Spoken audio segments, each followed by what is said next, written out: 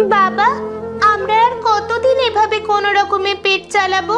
পেট যে আর কথা শোনে না। হ্যাঁ বাবা, কতদিন হলো আমরা দুটো ভাত পেট ভরে খেতে পারি না। চলো না বাবা, আমরা সবাই বনে গিয়ে কাঠ কেটে বাজারে বিক্রি করব। কিন্তু বাবা, সেটা যে তোদের অনেক কষ্ট হয়ে যাবে। তোরা ছোট মানুষ, তোরা কি পারবি এত দূর থেকে কাঠ কেটে বাজারে বিক্রি করতে? হ্যাঁ বাবা, আমরা পারবো। মানুষ তো পেটের দায়ে কত কিছু করে, আমরা না হয় একটু কষ্ট করব, তার বেশি তো কিছু নয়। আচ্ছা, তোরা যদি পারিস তাহলে চল, আমরা তিনজন মিলেই কাঠ কেটে আনি।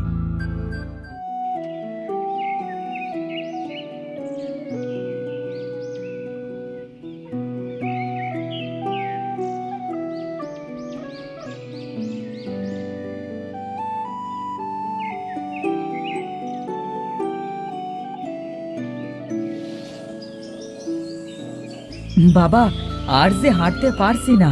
আরো কত দূরে বাবা সেই বন? আর বেশি দূরে নয় বাবা, এই তো আমরা বনের ভিতরে চলে এসেছি।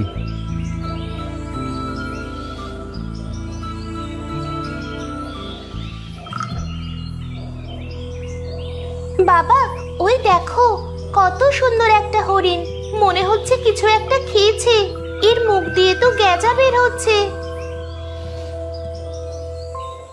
হ্যাঁ বাবা, হরিণটা তো মনে হচ্ছে এক্ষুনি মারা যাবে। এসব বনের প্রাণী, এমনটা হতেই পারে। চল মা, আমাদের আবার তাড়াতাড়ি কাঠ কেটে বাড়ি ফিরতে হবে। না বাবা, একে আমরা এভাবে ফেলে রেখে যেতে পারি না। তোমার কাছে বোতলে যে পানিটুকু আছে ওটা দাও। হরিণটা হয়তো পানি খেলে একটু সুস্থ হয়ে যাবে। কিন্তু আমাদের যে পানির দরকার হবে মা, এই গভীর বনে পানি কোথায় পাবি? বাবা দাও তো, পরেরটা পরে দেখা যাবে।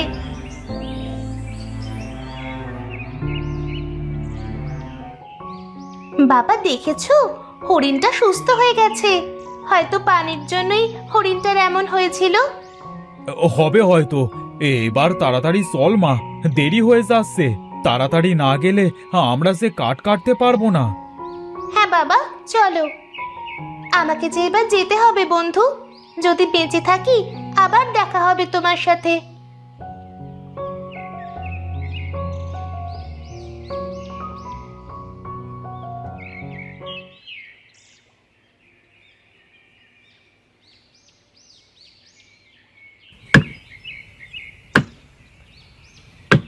হ্যাঁ, আর যে পারছি না বাবা, খুব সে পানির পিপাসা লেগেছে।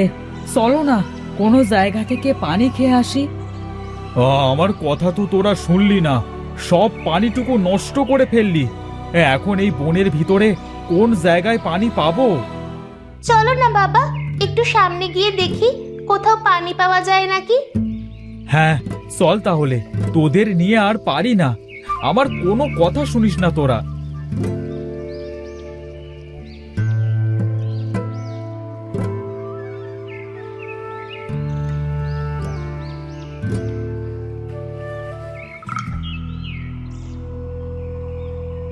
বাবা, বনের এত গভীরে কে থাকে? চলো তো বাবা, বাড়িতে গিয়ে দেখি। হ্যাঁ মা চল, দেখি কেউ একটু পানি দেয় নাকি। বোন, মনে তো হচ্ছে বাড়িতে কেউ নেই। চল তো আমরা ঘরের ভিতরে যাই। ভাই, ঘরের ভিতরে যাব কি করে? দেখো, ঘরটাতে তো তালা দেওয়া আছে।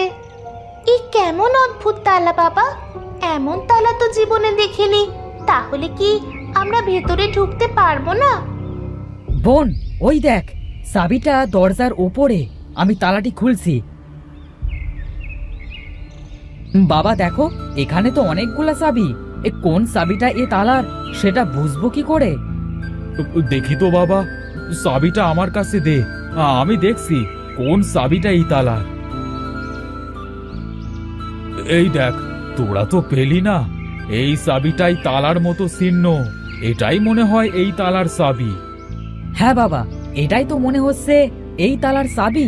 তালাটা খোলো তো বাবা।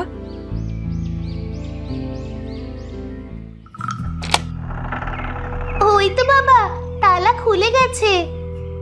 নৌসীমা, তুই বাইরেই থাক, আমি রাফাতকে একটু পানি খাইয়ে আনি। আমরা না আসা পর্যন্ত তুই এখানেই থাকিস, কেমন? আচ্ছা বাবা, তোমরা তাড়াতাড়ি ফিরে এসো কিন্তু।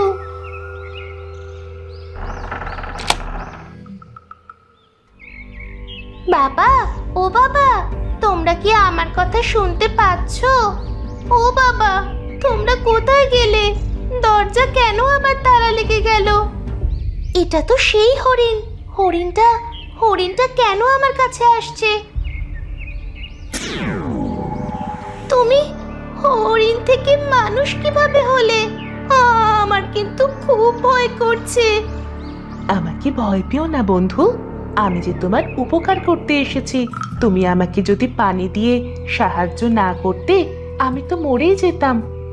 তুমি যে আমাকে বন্ধু মনে করে উপকার করতে এসেছো, এটাই আমার কাছে অনেক বেশি বন্ধু। তুমি আমাকে কি উপকার করবে বন্ধু? তোমার বাবা আর ভাই তো ওই ঘরের ভিতরে প্রবেশ করেছে। তারা ওইখান থেকে আর কখনোই ফিরে আসবে না। এটা তুমি কি বলছো বন্ধু? তাহলে আমার বাবা ভাই কি আর কখনোই ফিরে আসবে না? এই পর্যন্ত ওই ঘরে অনেক মানুষ গেছে, কিন্তু কেউই আর ফিরে আসেনি। তবে তারা আবার ফিরে আসতে পারে। ফিরে আসবে? সত্যি বলছো? হ্যাঁ, সত্যি। তবে তোমাকে অনেক কষ্ট করতে হবে। আমি ওদের জন্য যে কোনো কষ্ট করতে রাজি আছি। তুমি শুধু আমাকে বলো কিভাবে আমি ওই ঘরের ভিতরে সবাইকে বাঁচাতে পারবো। বনের শেষ মাথায় একটা নদী আছে। সেই নদী তোমাকে পার হতে হবে। নদীর ওই পাশে একটা ডাইনির প্রাসাদ আছে। ওই প্রাসাদের বাইরে একটা আম বাগান আছে। ওই আম বাগানে আমি কি করতে যাব? ওই আম বাগানের ভিতরে একটা নারকেল গাছ আছে। নারকেল গাছের দক্ষিণ পাশে গর্ত করবে। ওইখানে একটা বাক্সের ভিতরে ওই অদ্ভুত দরজার চাবি আছে। কিন্তু এই দরজার চাবি তো এখানেও আছে। এই চাবিটা মায়ার চাবি। এই চাবি দ্বারা কেউ ওই ঘরে গেলে সে আটকে যাবে। আর তুমি যদি ডাইনি রাজ্য থেকে ওই চাবিটা আনতে পারো, তবে ওই ঘরটা নিমেষেই ভেঙে যাবে আর ডাইনিটাও মারা যাবে।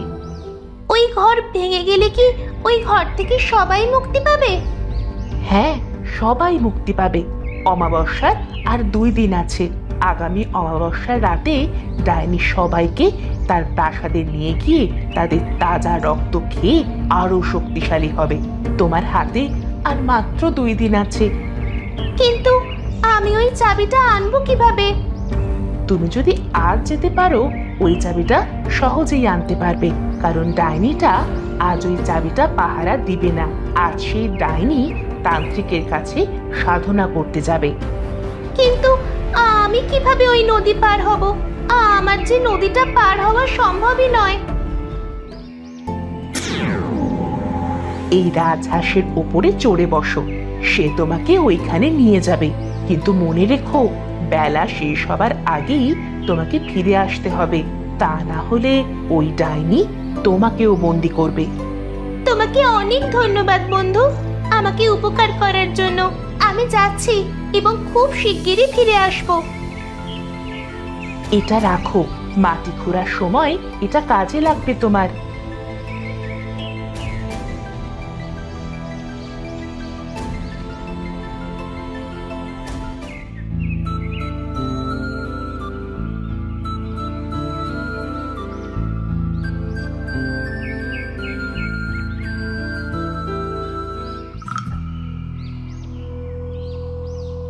তুমি এখানে দাঁড়াও বন্ধু, আমি খুব তাড়াতাড়ি ফিরে আসবো। তাড়াতাড়ি ফিরে এসো, না হলে ডাইনিটা আবার ফিরে আসবে।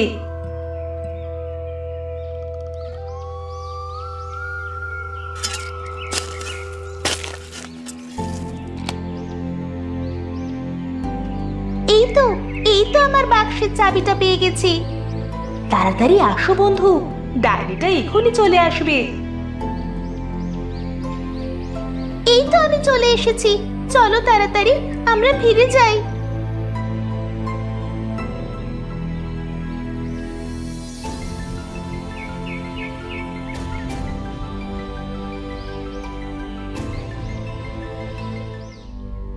আমি চলে যাচ্ছি বন্ধু, তুমি তাড়াতাড়ি তোমার কাজটি সেরে ফেলো, না হলে ডায়েরিটা এক্ষুনি চলে আসবে।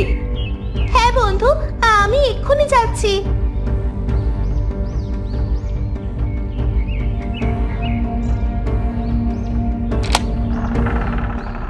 সবাই তাড়াতাড়ি বাইরে বেরিয়ে আসো, না হলে ঘরটা তোমাদের মাথায় পড়বে।